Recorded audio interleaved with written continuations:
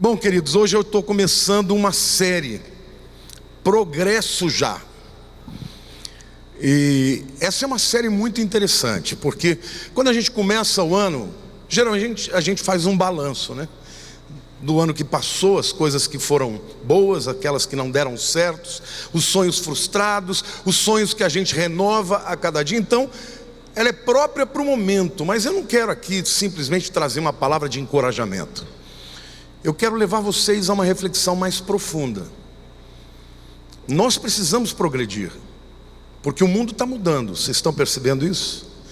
O mundo está numa transformação tão rápida, que às vezes a gente olha e fala: meu Deus, estou ficando para trás, né?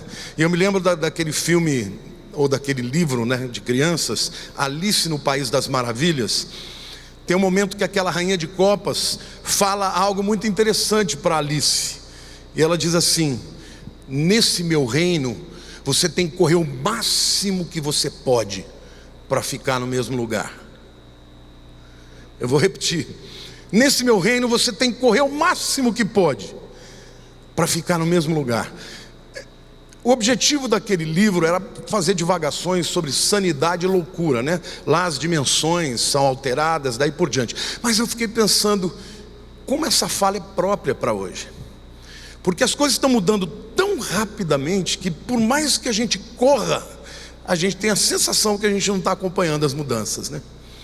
Mas aí vem aquela pergunta clássica: mas será que Deus quer que eu progrida, que eu vença, que eu seja bem sucedido? Ou será que Deus quer que eu o glorifique no meu estado de fracasso, muitas vezes de desemprego, de enfermidade? Será que Deus tem para mim o progresso? E eu quero começar essa mensagem de hoje lendo um texto em que Paulo fala ao seu discípulo Timóteo, que está lá no capítulo 4, versos 14 e 15. E Paulo diz assim para Timóteo. Paulo já está no fim da vida e Timóteo está começando o seu ministério. Ele diz assim: não te faças negligente para com o dom que há em ti, o qual te foi concedido mediante profecia, com imposição das mãos do presbítero. Medita estas coisas e nelas sê diligente, para que o teu progresso a todos seja manifesto. Nesta orientação de Paulo, a gente vê claramente aqui três verdades. A primeira: Deus quer que todos nós progridamos, amém? Ele diz assim: Deus quer que você progrida. Então essa é a primeira verdade. A segunda verdade que a gente vê aqui é que Paulo está dizendo para Timóteo: você já tem o que necessita dentro de você, o dom que Deus te deu.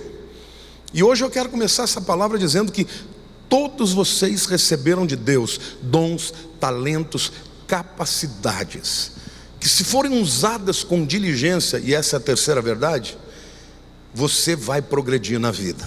Olhe para a pessoa do teu lado e diga assim: Deus quer o teu progresso. Então, a mensagem de hoje, na verdade, ela se chama 10 verdades para o progresso. São dicas preciosas, são reflexões que eu fiz durante esse tempo de férias para começar essa série, Progresso Já. Cada domingo eu vou falar de áreas específicas da sua vida que você deve progredir. Na área espiritual, na área financeira, na área pessoal, na área familiar, na área psicológica, nos sentimentos, na sua profissão. Eu vou abordar muitos temas. Eu quero começar falando hoje para você que na vida tudo é temporário. Diga: tudo é temporário. Eclesiastes 3, versículo 1 diz assim: tem tempo, tudo tem o seu tempo determinado, e há tempo para todo propósito debaixo do céu. Diga: há tempo para todo propósito debaixo do céu. Queridos, na vida tudo muda. Os seres vivos mudam, as pessoas mudam, física, emocional e espiritualmente. Os lugares mudam. Se você vai a um lugar e deixa de ir muito tempo, quando você chega lá, você já não reconhece mais, porque está tudo mudado. As coisas mudam, as circunstâncias mudam. Isso numa primeira maneira de entender, num primeiro olhar, é positivo. Porque se tudo é temporário e tudo muda, a situação que você está vivendo ruim vai mudar. Quantos aqui estão desempregados? É temporário, vai mudar. Quantos aqui estão endividados? É temporário, vai mudar. Quantos aqui não encontraram uma namorada ou um namorado? Vai mudar. Eu quero ouvir um glória a Deus aí. Tudo é temporário na vida, queridos. E você, quando entende isso, você passa a se animar. Porque ainda que você esteja passando por um momento difícil, isso vai passar na sua vida. As circunstâncias vão mudar e Deus vai agir a seu favor. E aquilo que você estava passando vai servir de testemunho. Amém? Hoje você deve estar dando testemunho, mas vai chegar um momento que você vai poder dar um testemunho daquilo que Deus fez para você. Amém? Mas esse axioma, essa verdade, também nos leva a refletir uma outra coisa. Nós precisamos nos adequar ao nosso tempo. Eu não sei quantos de vocês estão percebendo a velocidade que o mundo está mudando. Existem várias revoluções acontecendo. A primeira revolução que eu quero falar para vocês é a revolução tecnológica. Sim ou não? Quantos de vocês já eram pessoas que existiam e pensavam e viviam naturalmente sem um celular na mão? Fica de pé.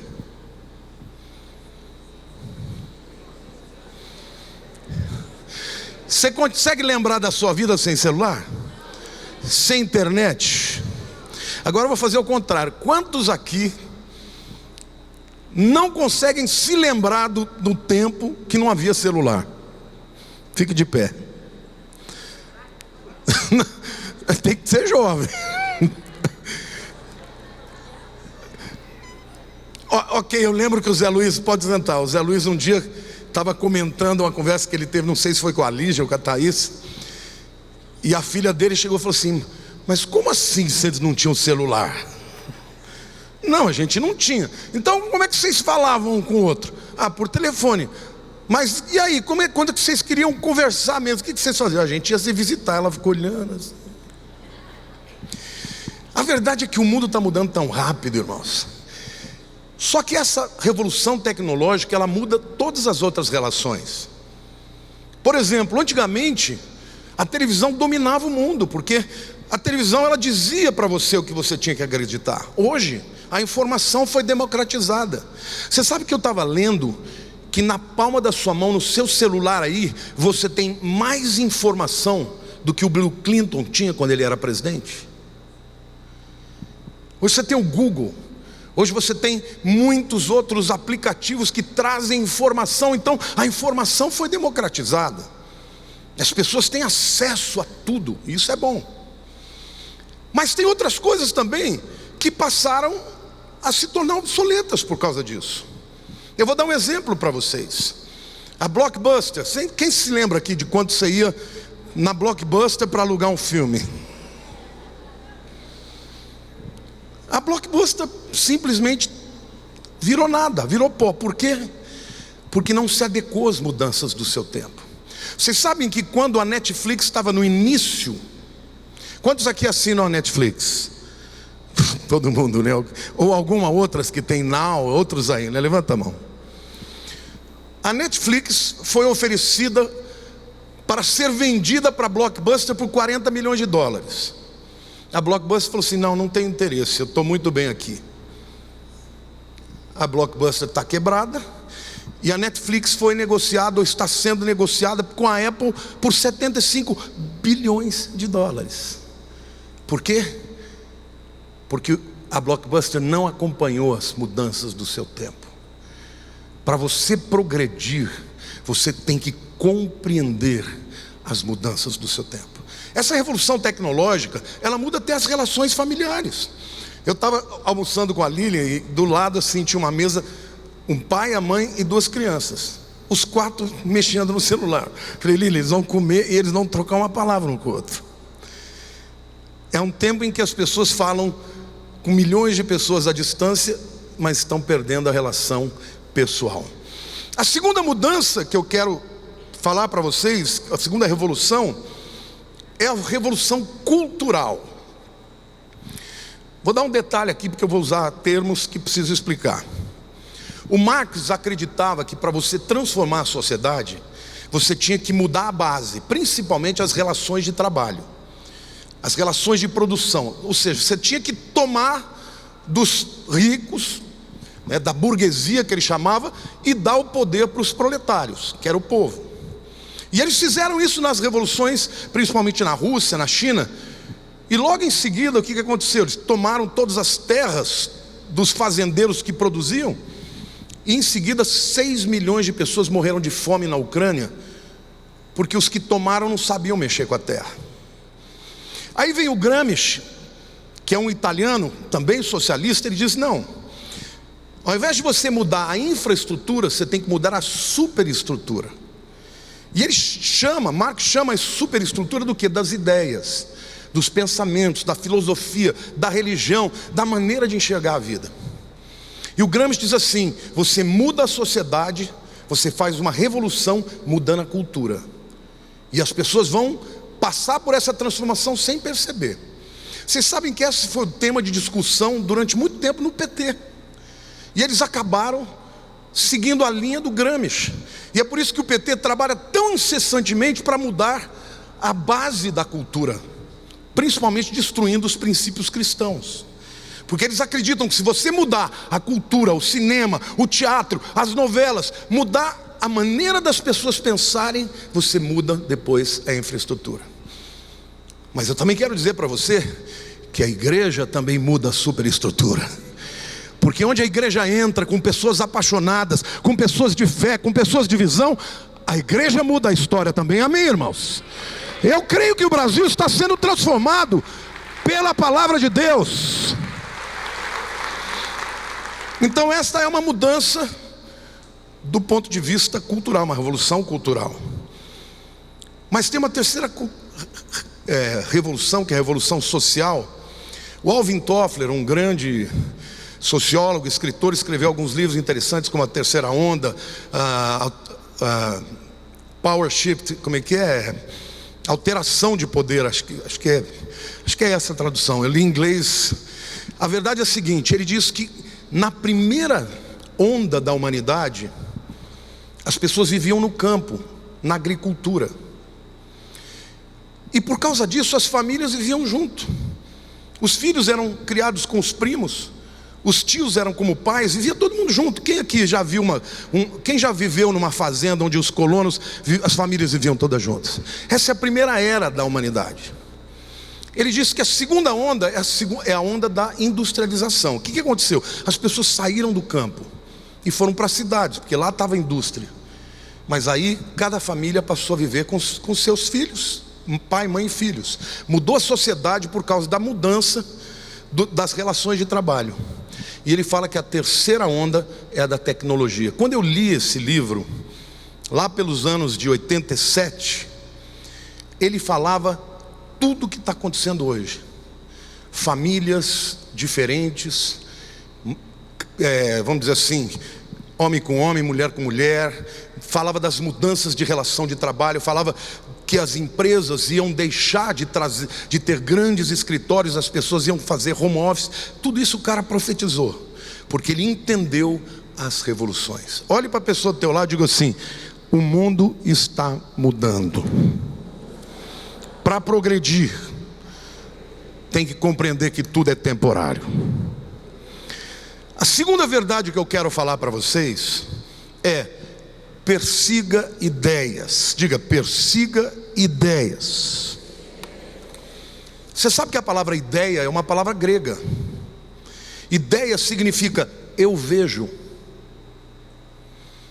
E é interessante porque quando Jesus se refere a Abraão, lá em João 8,56, ele diz assim: Abraão vosso pai alegrou-se por ver o meu dia, viu e regozijou-se.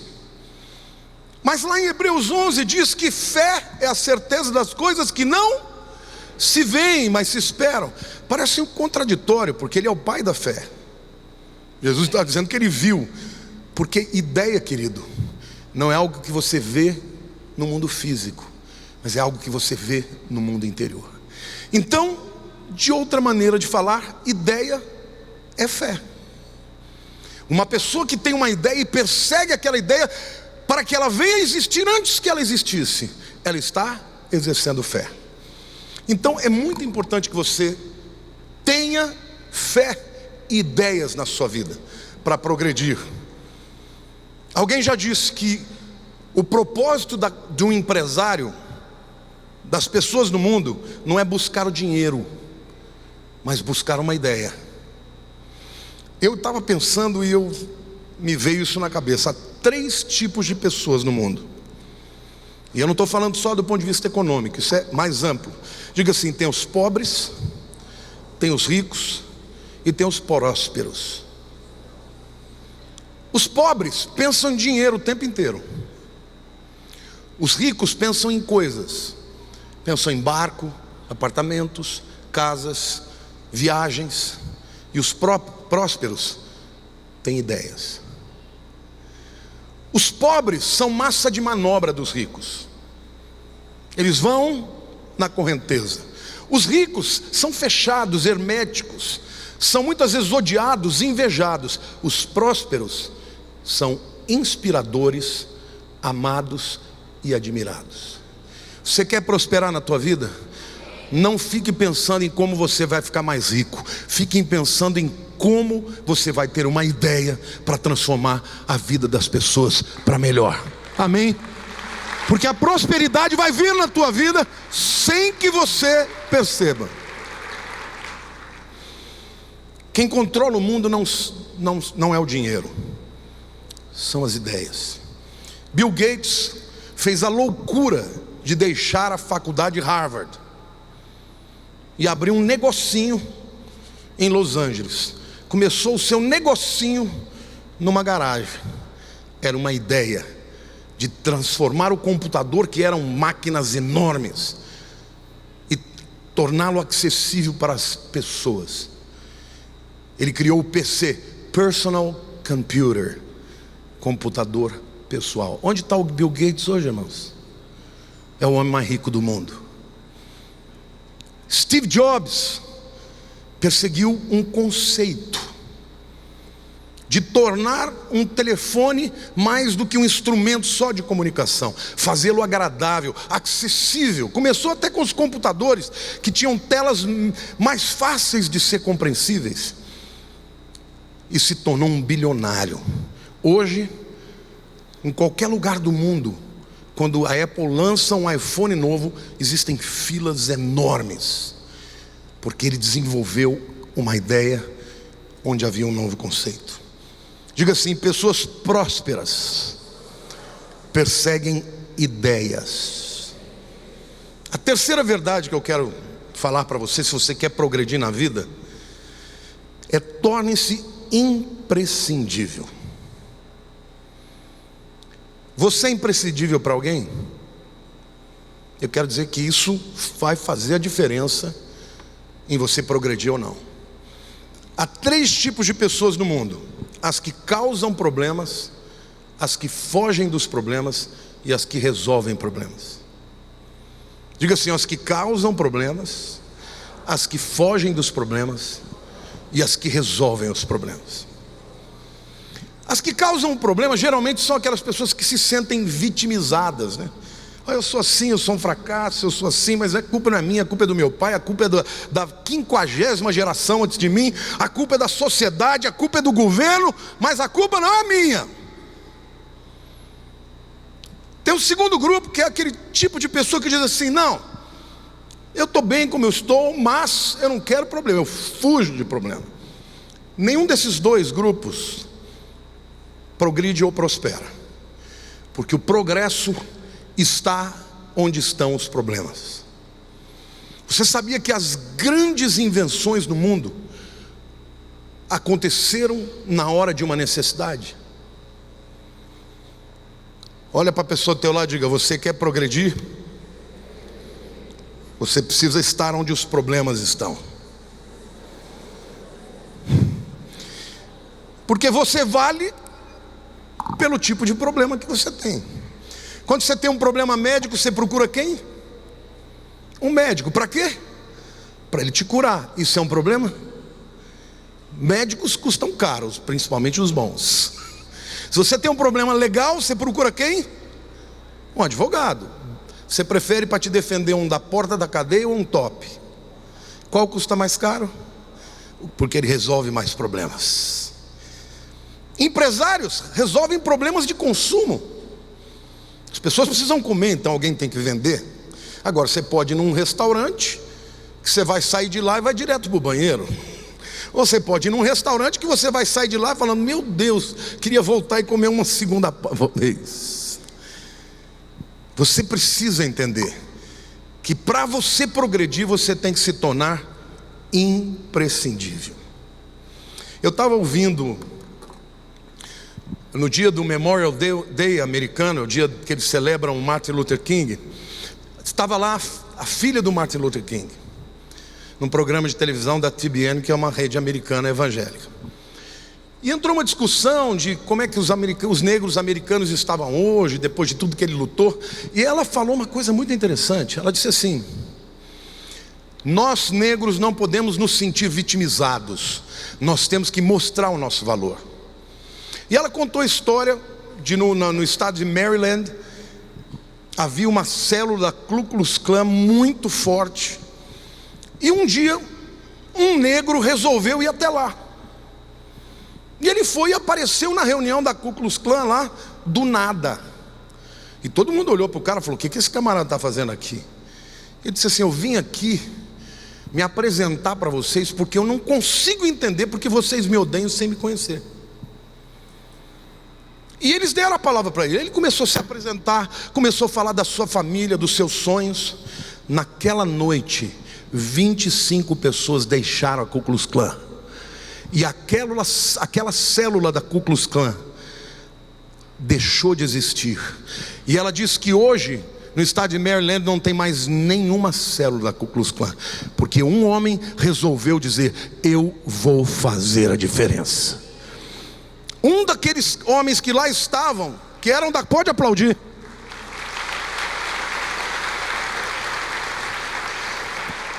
Um daqueles brancos supremacistas, né, que acreditavam nessa balela, veio pedir perdão a ela, dizendo: eu quero te pedir perdão pelas palavras que eu falei contra o seu pai.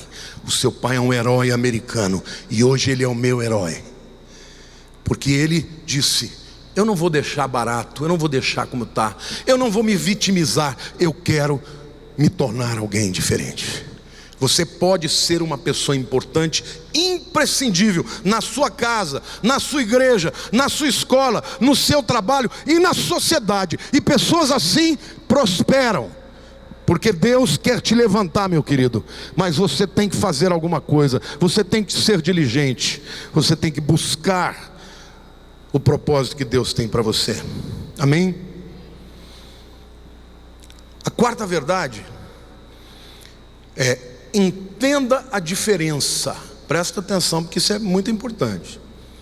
Entenda a diferença entre o emprego e obra.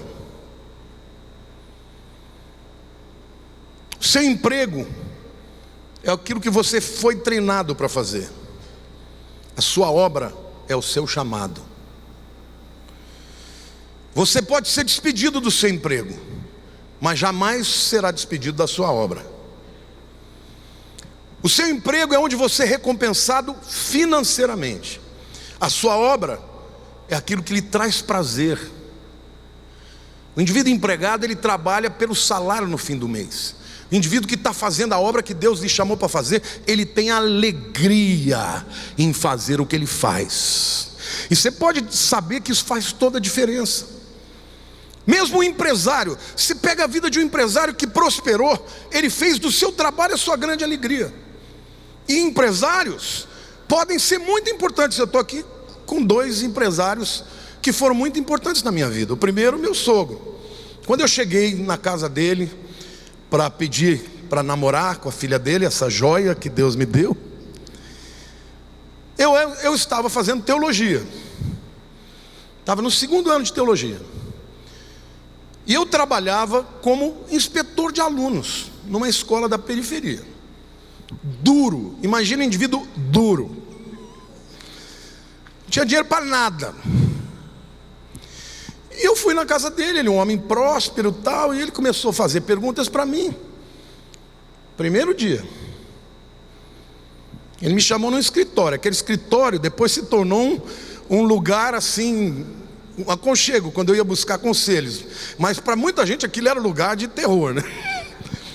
Eu entrei lá sem saber o que aquele homem ia falar comigo. Ele falou assim: quais as suas intenções com a minha filha? Aí perguntou da minha vida, o que eu fazia. Você faz teologia? Sim. Mas você fazia engenharia antes? Fazia. Por que deixou? Aí eu fui contando e tal. Ele falou o seguinte: se for casar com ela, você tem 6 meses para decidir. Se daqui 6 meses você não tiver certeza, acaba. Se daqui 6 meses você tiver certeza, eu vou ajudar vocês. Eu saí de lá e falei: Lília, teu pai é maluco. Ele é doido de pedra. Ele não me conhece, já está falando que eu tenho que decidir o que eu vou fazer da minha vida com você daqui 6 meses. Acontece que ela era tão sensacional, ainda é, que com 3 meses de namoro a gente já queria casar. 6 meses passaram e eu fui para a casa dele. Falei: escuta, o senhor está lembrando daquela conversa que a gente teve? Eu estou. Aquilo é de verdade? Ele falou: claro. Você já tem a tua resposta? Eu falei: eu quero casar com a sua filha. Aí ele ficou animado. Começou a fazer planos. Ah, você quer ser pastor? Então eu quero te enviar para o Palavra da Vida, que é uma escola sensacional, porque lá você vai estudar de tempo integral. Eu falei: mas eu não tenho condição. Não, eu vou comprar uma casa para vocês, eu vou bancar vocês. Eu sei que nós saímos dali com a data do casamento marcada, irmãos. Pode parecer uma loucura, mas com a experiência que ele tinha de vida, ele conseguiu ver em mim qualidades que eram importantes para que eu tivesse com a filha dele. E hoje, 35 anos depois dessa data, eu tenho certeza que ele olha e fica feliz por aquele investimento, por todo o treinamento que eu pude ter em função do que ele bancou na minha vida. No início da igreja, continuou me sustentando até que pudéssemos caminhar com as pernas. Outra pessoa que Deus colocou foi o Alcides e a Sidney. Quando eu falo do marido, estou falando das esposas também. Entrou um dia na minha igreja. Era um muquifo. Sabe o que é muquifo? Era um muquifão. Era um lugar que nem GPS acertava, irmãos. Eu vou falar, depois de 1 ano de igreja, eu ainda errava o caminho. Estou falando sério, não é brincadeira não. Tem alguns aqui que estão rindo porque eles eram desse tempo, né? Não tinha GPS, mas não, era mapinha, e o mapinha errava. Ele entrou no primeiro domingo. No segundo domingo ele aceitou Jesus. Chegou para mim e falou assim: você, hein? Uma no cravo e uma na ferradura. Eu nunca mais esqueci desse. Um homem empresário, próspero, se tornou uma ovelha, um amigo. E em todas as minhas empreitadas, até hoje, ele esteve em todas. Fez diferença na minha vida. E hoje eu estou fazendo diferença na vida de vocês e de milhões de pessoas no Brasil, porque pessoas como eles puderam fazer diferença na minha vida. Então não importa o que você faça, você pode ser imprescindível na vida do seu filho. Eu era um jovem, queridos, na 4ª série do primeiro grau. Eu terminei o primeiro grau com 9 anos, entrei no 4º ano com 8. E com 9 anos eu terminei. Imagine, o diretor chegou para minha mãe e falou assim: esse menino não vai entrar no meu ginásio não, porque a fama dele é terrível. Porque na 4ª série eu resolvi brigar todos os dias. Deu uma na telha, eu falei assim: esse ano eu vou brigar todo dia. Minha mãe falou assim: eu corto os 2 pulsos. Ela fez uma pressão psicológica que eles me deixaram lá. E ela nunca deixou de interceder por mim. As pessoas diziam: esse menino vai virar um bandido. Meu pai, muitas vezes eu ouvi ele falar para minha mãe: esse menino vai virar um bandido. Ela dizia: não, esse menino vai ser um homem de Deus. Eu quero dizer que você pode ser imprescindível e fazer diferença, não importa onde você esteja. Quem se torna imprescindível progride, prospera. Então é importante você saber a diferença entre emprego e obra, porque a sua obra é aquilo que te faz ser uma pessoa apaixonada, que te faz fazer diferença na vida do outro. Agora, tem um conceito que engloba essas duas palavras, emprego e obra, e esse conceito é trabalho. Olhe para a pessoa do teu lado e diga assim: se não trabalhar muito, não progride. Querido, quando você vê uma pessoa próspera, uma pessoa que progrediu na vida, ela pode ter uma história completamente diferente uma da outra, mas uma coisa você pode ter certeza: trabalhou muito. Eu li uma definição sobre trabalho que eu achei sensacional, que diz assim: o trabalho é o sacrifício do seu presente pelo seu futuro. Digo, o trabalho é o sacrifício do seu presente pelo seu futuro. Muitas vezes você vai ter que abrir mão de coisas que você gostaria de fazer, porque você tem que trabalhar. E aqueles que fazem isso, progridem. A quinta verdade é: provoque uma mudança positiva. Que tipo de pessoa você é? Daqueles que ficam criticando os que fazem e não faz nada? Talvez você seja aquele tipo de pessoa que fica esperando sentado que caia do céu o que você deseja. Quantos aqui sabem que precisam ser mais proativos nesse ano de 2018? Pessoas proativas provocam mudanças, e mudanças positivas. Elas observam as transformações ao redor e em si mesmas também. Isso vale dizer como pai, como mãe, como estudante, como trabalhador, como empresário, em qualquer hora da tua vida. Uma pessoa que consegue ser flexível às mudanças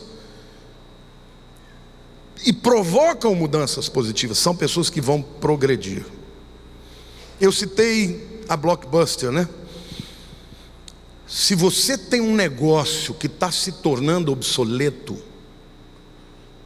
está na hora de você fazer um balanço, começar a perguntar por quê. Será que o produto que eu estou vendendo está atendendo?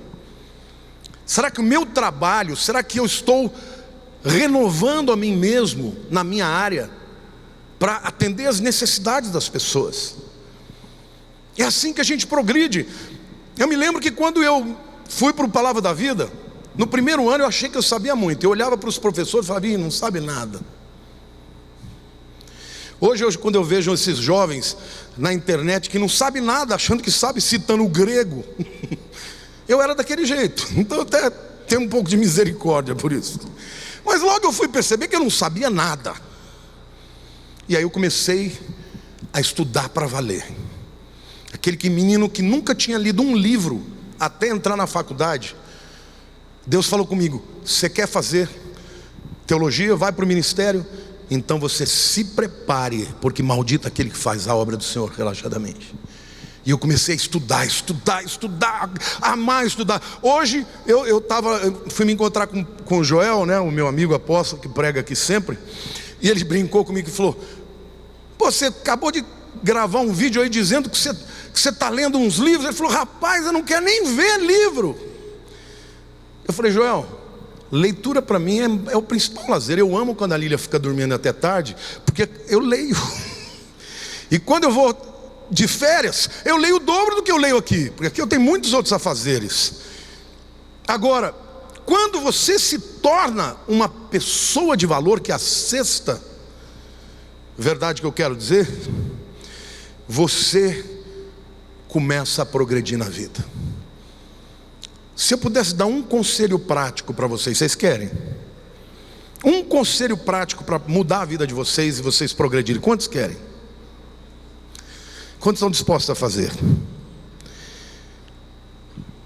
Leia bons livros. Eu sou um leitor voraz, eu leio de tudo, porque tudo agrega valor na sua vida. E desses bons livros, o que está no topo da lista é a Bíblia, que a Bíblia transforma as pessoas. Mas leia tudo, leia bons livros, porque se você tiver bons mentores, você vai passar na frente do outro. Conhecimento é dinheiro. Você sabe que nas grandes universidades do mundo, o conhecimento é chamado de capital, moeda, é chamado de commodity, capital intelectual, porque a pessoa que lê, a pessoa que estuda, ela se torna uma pessoa com um repertório maior, mais prolixa, uma pessoa que conhece mais realidades e pode se tornar uma diferença na vida de alguém por aquilo que sabe. E muitos crentes, pessoas quando se convertem, acham que de uma hora para outra elas têm que deixar de buscar os conhecimentos que são humanos, porque para caminhar com Deus você tem que esquecer todo o resto. Não é assim. É claro que o conhecimento humano tem que ser balizado pela palavra de Deus, mas é necessário você conhecer todas as coisas. Deus usou um Pedro como o primeiro líder da igreja, mas quem escreveu 1/3 do Novo Testamento e trouxe toda a teologia do Novo Testamento foi Paulo, que era um grande intelectual, um homem que conhecia a cultura romana como ninguém, a cultura hebraica como ninguém, e a cultura grega como ninguém. E ele foi um homem que fez diferença no seu tempo e em toda a história, por aquilo que Deus fez na vida dele e pelo esforço que ele teve durante toda a sua vida para aprender. Amém, irmãos? Aprenda a ter na leitura o seu hábito. Aprenda a falar, a se expressar. Nós somos seres falantes. Como dizia o Chacrinha, quem não comunica, se estrumbe, que quem se comunica bem, se dá muito bem. Amém? Eu estava até comentando com meu sogro ontem sobre o Alcides. O Alcides é uma pessoa que, acho que eu não conheci ninguém que não goste dele.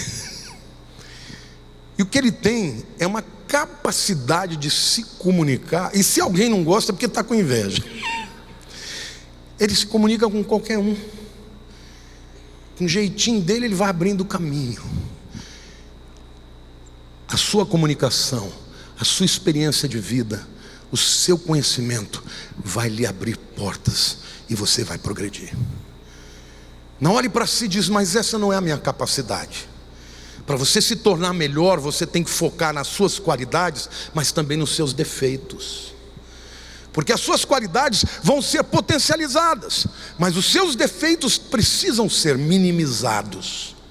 Não há progresso sem que você se torne uma pessoa de valor. Amém?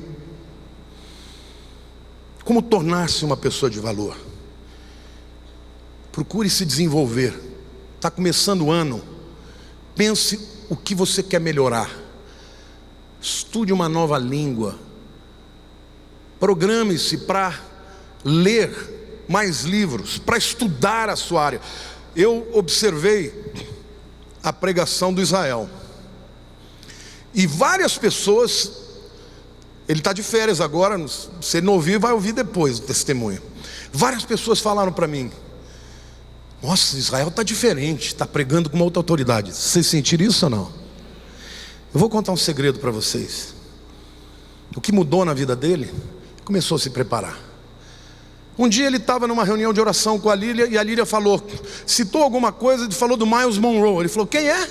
Myles Monroe. Ela falou, procura no YouTube, tem um monte de mensagens dele que estão inclusive com tradução. Aí ela falou, e lê também o John Bevere, que ele é muito denso. Ele assistiu todas as mensagens que tinha na internet do Myles Monroe e do John Bevere. Aí o camarada sobe aqui e vai pregar, as pessoas, uau, o que aconteceu com ele? Preparo. Olhe para a pessoa do lado e diga assim, Deus te deu o dom, mas a diligência é tua. O dom não vai fazer de você melhor. O dom vai te dar a habilidade para, com a sua diligência, se tornar uma pessoa melhor. Aumentar o repertório, aumentar a visão, aumentar o conhecimento e se tornar uma pessoa de valor. Amém? Eu gosto de pensar no Cláudio Duarte. Quantos aqui gostam de ver o Cláudio Duarte? Cláudio Duarte é um fenômeno de comunicação.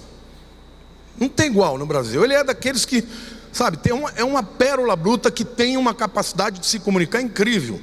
Você vai conversar com um camarada no pessoal, ele é tímido. Eu falo assim: você é tímido? Como assim? Aquele camarada que está lá fala coisa que ninguém tem coragem de falar. Ele falou: pastor, isso é um dom que Deus me deu. E Deus falou comigo que eu posso falar coisas sérias brincando que você não pode falar. Ele tem milhões de seguidores na internet. Espetacular. Descobriu o valor que ele tem e se desenvolveu no que ele tem de melhor, de falar sobre famílias, sobre relacionamentos de casais.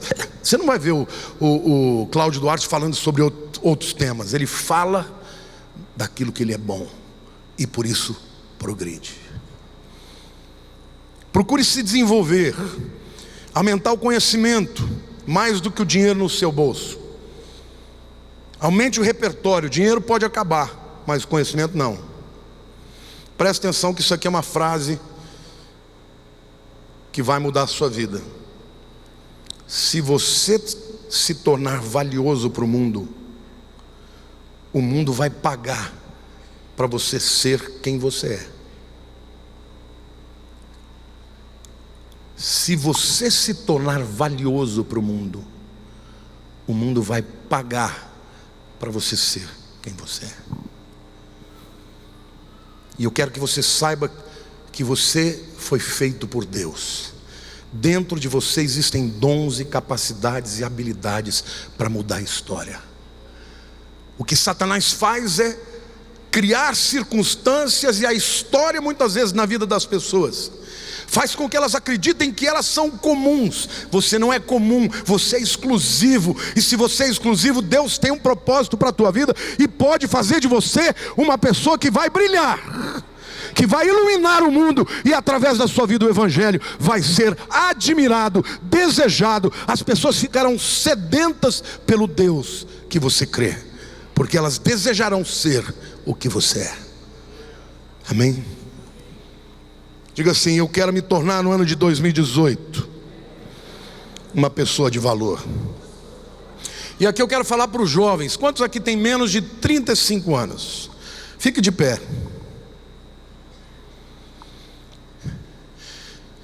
Vocês têm uma oportunidade que eu nunca tive. Nunca ninguém me contou essas coisas desse jeito que eu estou contando para vocês. Eu aprendi mais por observação. No começo eu conheci meu sonho, eu falei: por que ele progrediu? Comecei a observar. Depois, quando eu conheci o Alcides, eu comecei a observar. E eu fui observando pessoas que progrediam, o que elas tinham. Mas eu estou contando para vocês alguns segredos. Invista tempo em desenvolver a sua área, em ser muito bom no que você faz. Não faça meia boca não. Meia boca tem um monte de gente que faz aí. Seja diferente, faça melhor. Você pega um Neymar. Por que o Neymar ganha aquela fortuna? Desde quando o futebol muda a vida das pessoas? Muda a vida das pessoas. Sabe por quê? Porque a vida não é só feita de comida e de trabalho, de responsabilidade. A gente quer um lazer. E eu amo ligar a televisão para ver o Neymar dar show. Onde ele vai pela Europa, eu torço pelo time. Eu era do Barcelona, agora eu quero que o Barcelona morra. Agora eu torço para o Paris Saint-Germain. Porque eu amo ver aquele moleque jogar bola. E eu sou pastor, que eu estou orando pela salvação das vidas, mas eu quero ter o meu momento de lazer. Então eu quero declarar para a sua vida: Deus te fez com valores e qualidades e dons e talentos, e você precisa se tornar uma pessoa de valor. Deus quer usar você. Jovem, você tem tempo. Não perca tempo com aquilo que não vai te trazer nada. Estude muito, seja brilhante. Procure ser o melhor da tua classe. Procure ser o melhor trabalhador na tua empresa, porque na hora que forem despedidas as pessoas, o excelente vai ficar. Amém? E se você já passou dessa idade, ainda há tempo de mudar. Mudar de vida, mudar de atitude, se tornar uma pessoa valiosa para progredir. Pode sentar. Uma salva de palmas para todos que estão vivendo isso.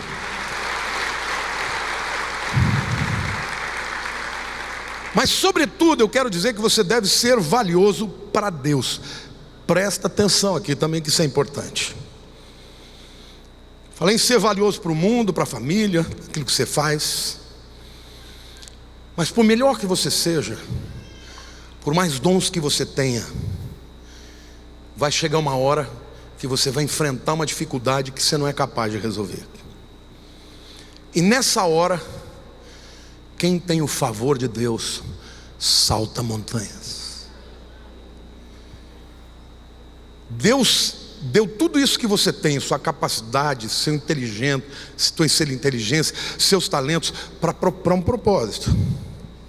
Lá em Atos capítulo 13, versos 21 e 22, a Bíblia diz assim, está falando de dois reis, Saul e Davi. Então eles pediram um rei, é o povo de Israel dizendo, todas as nações têm reis, e nós também queremos. E Deus lhes deparou Saul, filho de Quis, da tribo de Benjamim, e isto pelo espaço de 40 anos. E tendo tirado este, foi Deus que tirou Saul, levantou-lhes o rei Davi, do qual também dando testemunho disse, achei a Davi, filho de Jessé, homem segundo o meu coração, que fará toda a minha vontade. Eu pergunto para vocês, qual nome é exaltado e qual foi envergonhado? Com todos os erros que Davi cometeu, ele é exaltado na Bíblia. Ele é o herói de Israel. Ele é o homem segundo o coração de Deus, porque ele quis ser valioso para Deus. Deus te fez para um propósito, e se você se tornar valioso para Ele, para fazer diferença na vida de pessoas e de cumprir o teu chamado, Ele vai te elevar nas alturas. Olha para a pessoa do teu lado e diga assim, fora da vontade de Deus, você vai avançar limitadamente. Mas diga assim, se você se tornar valioso para Deus, Deus vai te elevar às alturas. Eu ouso dizer mais do que isso. Eu ouso dizer que uma pessoa no centro da vontade de Deus é imortal. Pode levantar o inferno contra a tua vida, se você está no centro da vontade de Deus, vão cair todos os que estiverem se levantando contra você, e você vai ser exaltado. 1000 cairão à sua esquerda, 10.000 à sua direita, mas tu não serás abalado. Amém? Então nós temos que ser valiosos para Deus.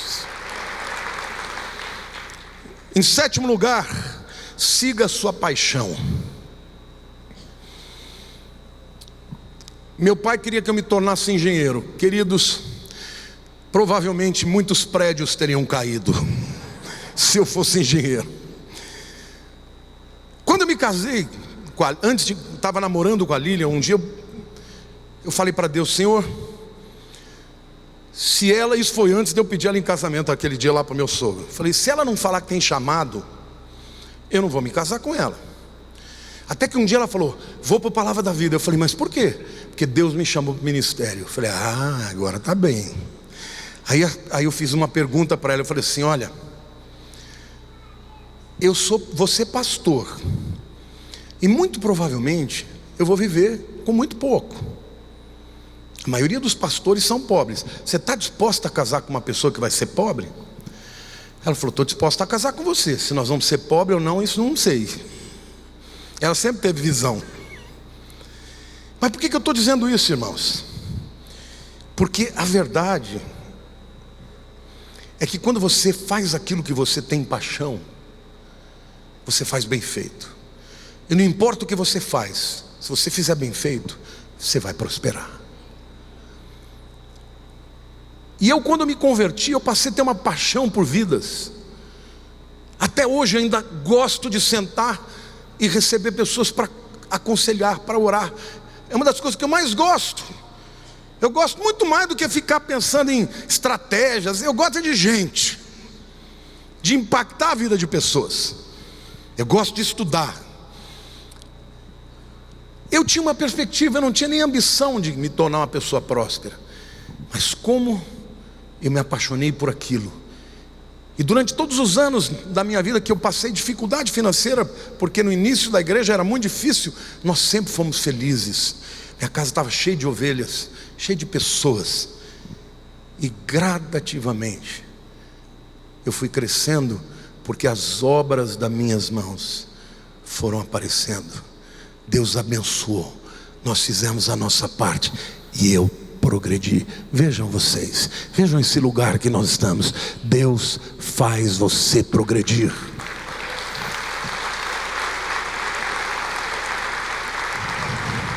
Siga a sua paixão. Nós, quando fazemos aquilo que a gente ama, aquilo que temos prazer, nós fazemos bem feito. E por causa disso, progredimos mais do que quando fazemos aquilo de que não gostamos. Se você é daquela pessoa que não vê a hora de dar a hora do seu tempo para você cumprir as suas horas, você não está apaixonado pelo que você faz. Você tem que mudar de emprego, encontrar sua obra, ou tem que mudar o seu coração. Não tem jeito. As pessoas, posso falar uma coisa para vocês? Líderes apaixonados não procuram liderados. Mandela não procurou liderados. Ele acreditou na sua convicção e as pessoas vieram atrás. Gandhi não procurou liderados. Ele era apaixonado pela sua visão e as pessoas vieram atrás. E ele sozinho, com a sua revolução pela paz, ele derrubou o Império Britânico, que dominava a Índia com poder de punho de ferro. Pessoas apaixonadas prosperam, progridem, transformam, estabelecem novos alvos. Amém? Em oitavo lugar, eu queria dizer para você: reinvente-se. Olhe para a pessoa do teu lado e diga: reinvente-se. Um dos livros que eu li é um livro que é tema de MBA em várias universidades americanas. Ele chama, em inglês, Disrupt You. Disrupt significa romper-se, significa interromper, significa romper-se consigo mesmo, com as suas próprias ideias. E nesse livro eu traduzi uma coisa que o Jay Summit, que é o autor, ele fala. Ele diz assim: todo disruptor bem-sucedido emprega uma ou mais das técnicas seguintes de transformar a si mesmo, seus negócios e o mundo. Ele olha internamente, questionando suas convicções sobre si mesmo, e reavalia seus talentos especiais, e ele se coloca no caminho do sucesso, mesmo que ele não saiba o que espera adiante. E ele entende que se ele não puder se apaixonar por suas ideias, precisa estar disposto a destruir os seus conceitos e canalizar as suas energias antes que o mercado possa determinar que o seu negócio se torne obsoleto. Você sabia que você pode se tornar obsoleto? O que você faz, a tua profissão. Antigamente existiam os datilógrafos. Quando veio o computador, tem muita gente falando: não, eu não vou mudar. Quem não mudou, dançou.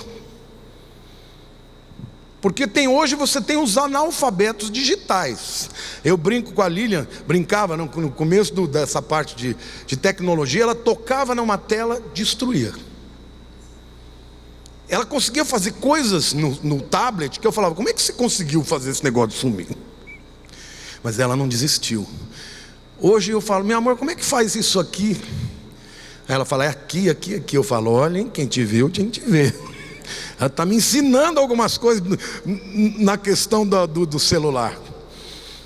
Então reinvente-se, transforma. Vocês sabiam que quando já ouviram falar do Houdini? Na biografia dele, ele diz que no início da carreira dele, ele dava 6 shows por dia e cobrava centavos. Até que ele falou: vou me reinventar. E ele criou umas estratégias de marketing e de mudança no seu show, que ele passou a fazer um show por semana, e foi conhecido como o maior mágico de todos os tempos. Enriqueceu. Quantos aqui já ouviram falar do Cirque du Soleil? O criador do Cirque du Soleil, ele era um homem que de repente ele olhou para o circo dele e falou: tem que fazer alguma coisa diferente. E ele começou a criar um modelo de circo temáticos, com temas. Você vai assistir o Cirque du Soleil, tem um tema. É uma história contada. Ele começou a modificar as coisas, a se reinventar, a mudar o seu negócio. E de repente, as salas do mundo inteiro estão assistindo o Cirque du Soleil. Há mais de 100 anos atrás. E antes de morrer, esse homem era multibilionário. Quantos querem progredir na sua vida? Seja pessoal, seja profissional, seja familiar. Reinvente-se. Converse com pessoas mais velhas. Cola na vida de quem foi bem sucedido. Ontem eu passei a tarde lá na casa do meu sogro e falei: vou pregar uma palavra, eu queria que o senhor me contasse alguns momentos importantes da sua vida. Aí ele me contou os momentos de crise, quando ele teve uma concordata, como saiu, quando ele mudou algumas coisas na sua empresa para poder se adequar ao novo tempo. Eu quero dizer isso para você. Deus quer que você progrida. O propósito de Deus é que você progrida em tudo na vida. Não tenha medo de trabalhar, não tenha medo das dificuldades, porque elas vão tornar você quem é. E essa é a 9ª verdade que eu quero falar sobre o progresso. Use das adversidades para o bem. Quantos aqui estão vivendo uma adversidade hoje financeira? Você sabe que praticamente a história de todos os grandes empresários, todos eles já passaram por alguma falência ou por alguma bancarrota. A diferença do indivíduo que progride e vence é que ele não desiste quando está vivendo isso. Viu, Dácio? Persiga o sonho. Vai chegar uma hora que vai abrir. Agora, o Olimpo não é para os fracos, é para os perseverantes. Se você desiste numa adversidade, você não vai progredir e tampouco vencer. Saiba de uma coisa, isso é verdade inexorável. O que torna você grande, diga assim, o que me torna grande é a adversidade. Abraham Lincoln era um homem comum, bom. O que fez dele o maior presidente de todos nos Estados Unidos até hoje foi que ele enfrentou a guerra da secessão, uma guerra civil horrenda, e ele batalhou pelo que era certo, pela libertação dos escravos. Hoje ele é amado por brancos e por negros. O que fez dele grande foi a adversidade. Martin Luther King perdeu a vida para o ideal, enfrentou adversidades, preconceito, muitas vezes afronta das polícias, o descaso das autoridades, e ficou firme, lutando pelas suas ideias. Mudou a história americana. Hoje tem um dia em homenagem a ele. O que faz você grande é a tua adversidade. Os teus inimigos, você tem que levantar a mão para o céu e diga: Senhor, obrigado pelos meus inimigos, porque eles me tornam melhor. Não fique chorando: ai Deus, tem misericórdia de mim, me livra disso. Não, a adversidade precisa ser usada a teu favor. Tem um filme que você não pode perder, está passando agora, chama Churchill. Quantos já viram? Inclusive está concorrendo ao Oscar, muito bom. Nesse filme conta a história do grande primeiro-ministro britânico durante a guerra. Durante a primeira guerra mundial, ele liderou uma invasão contra os mesmos alemães e foram derrotados, onde milhares de jovens ingleses morreram. Então o filme inteiro fala da preparação do dia D. Vocês já viram falar do dia D? Dia D foi nominado assim por conta da invasão de Dunkerque, que é uma região na França, uma praia da França. E os aliados, eles estavam claramente convictos de que eles não iam vencer a guerra contra Hitler se eles não tomassem a França, que era o país importante ali.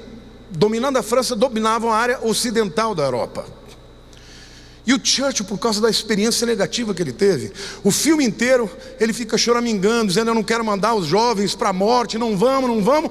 Mas como primeiro-ministro, chegou uma hora, ele teve que decidir. E ele decidiu apoiar, contra os seus medos.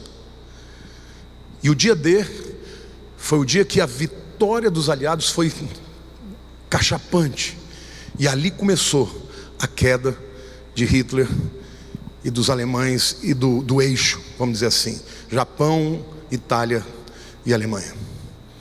Hoje, Winston Churchill é conhecido por muitos como o maior britânico que já existiu. Por quê? Porque ele se levantou num tempo de adversidade. Diga assim: as adversidades da minha vida são usadas para me elevar. Quando você se lembra de Davi, quem que é o antagonista imediato? Golias. Davi não seria Davi se não houvesse um Golias. Quem é o seu Golias? O seu Golias é a sua adversidade. É aquilo que vai te fazer grande. É aquilo que vai te adestrar para a batalha. É aquilo que vai elevar a sua vida aos olhos de todos. É aquilo que vai te fazer progredir. Amém? Então no ano de 2018 eu profetizo, meu querido, que as adversidades, quando vierem, serão instrumentos para o teu progresso, para o engrandecimento da sua vida. Amém? E por último lugar, a última verdade: descubra o seu propósito. Mateus 16 e 26 diz assim: pois que aproveitará o homem se ganhar o mundo inteiro e perder a sua alma? Ou o que dará o homem em troca da sua alma? Aqui Jesus primariamente está falando da salvação. Mas alma, como eu já falei para vocês, é a mente, é o intelecto. E perder a alma não significa só perder a vida eterna, é perder o propósito, a funcionalidade dos dons e talentos, da inteligência, das capacidades que Ele te deu, que estão inseridas na tua mente, que fazem de você o indivíduo que você é, com as suas características particulares. De que terá valido se você viver uma vida e não cumprir os propósitos para que Deus te deu tantos dons e talentos e oportunidades? Muito importante você descobrir qual é o propósito de Deus na tua vida. O propósito de Deus para Moisés era libertar o povo de Israel.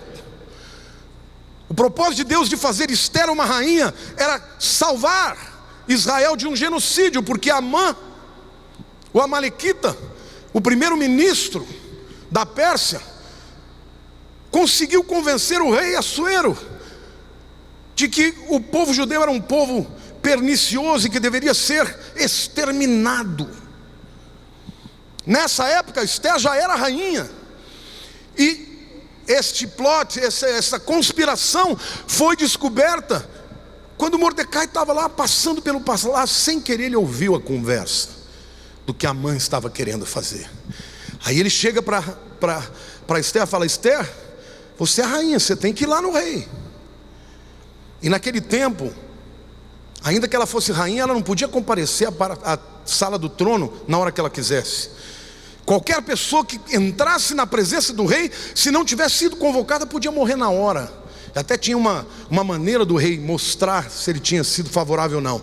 Se ele levantasse o cetro, a pessoa tinha recebido permissão de estar na sua presença. Se ele não levantasse, era morte. E ela vira para Mordecai, o seu tio, e diz assim: mas eu não fui convocada.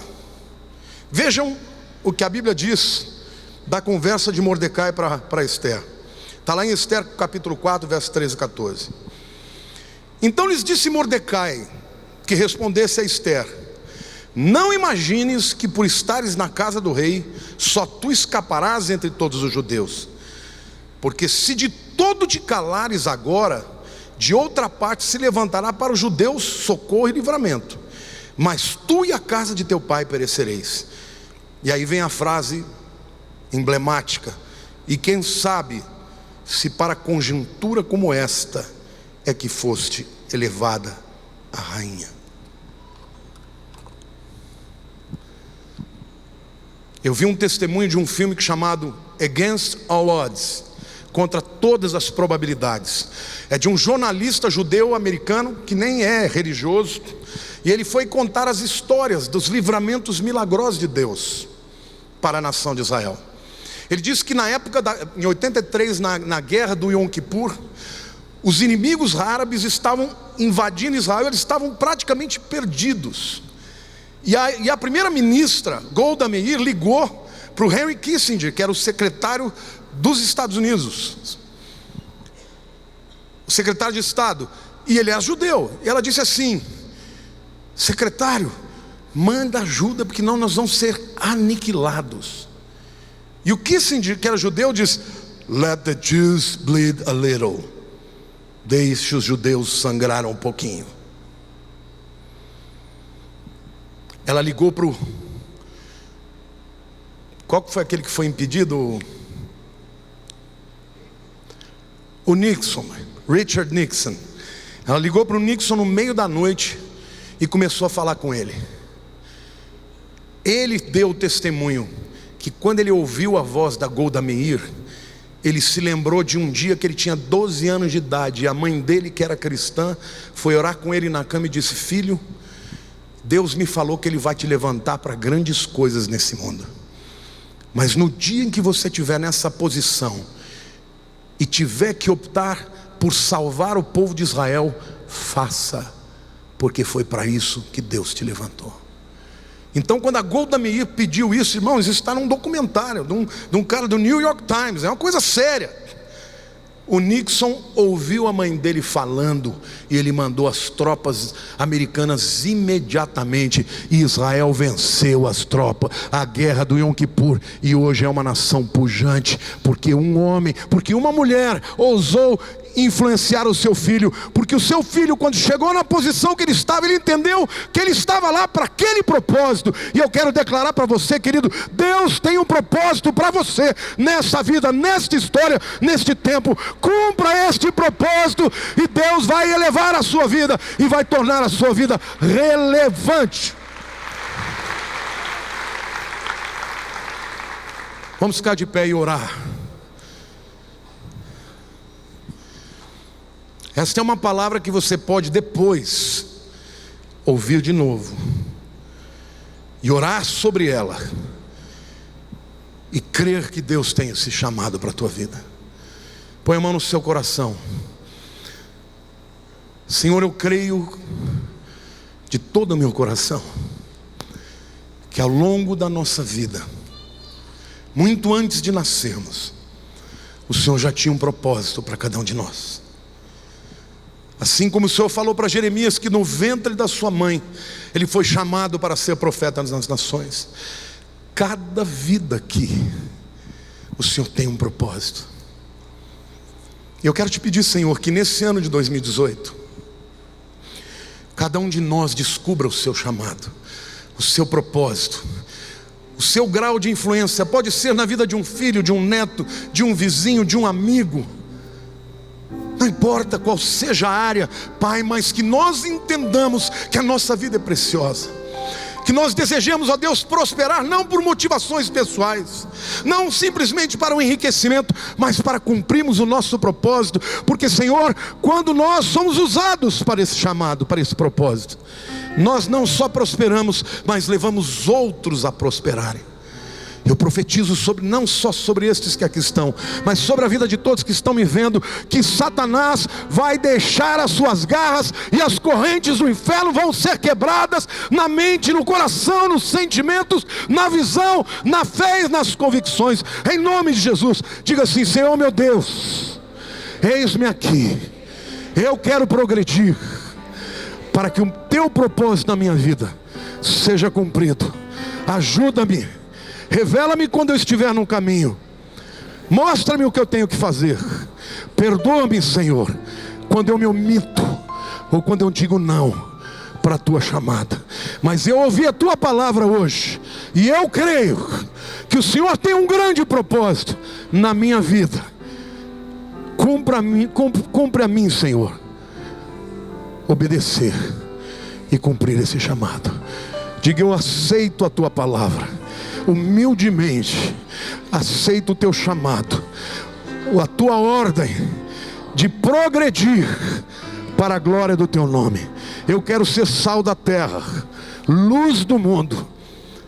Mostra-me, Senhor, qual é a tua vontade, e eu obedecerei.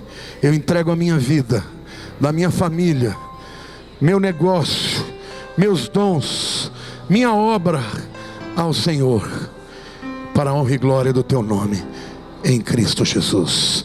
Amém. Aleluia, queridos.